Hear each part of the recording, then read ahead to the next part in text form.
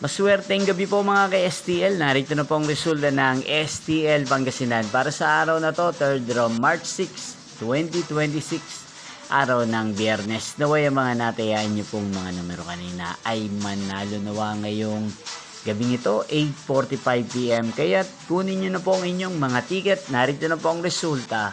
Ang mga numerong nanalo sa STL Pangasinan ngayong gabing ito, March 6, 2026. 8:45 PM. Third draw result 32 at 23 in exact order. Again, 32 at 23. At ngayong gabing ito sa STL Pangasinan, atin pong i-shoutout si Ate Samantha ng Pangasinan. Shoutout po sa inyo Ate Samantha. Sana po ay nasa maayos kayong kalagayan. At sa lahat po ng mga taga Pangasinan na lagi pong nanonood sa channel na to, shoutout po sa inyo.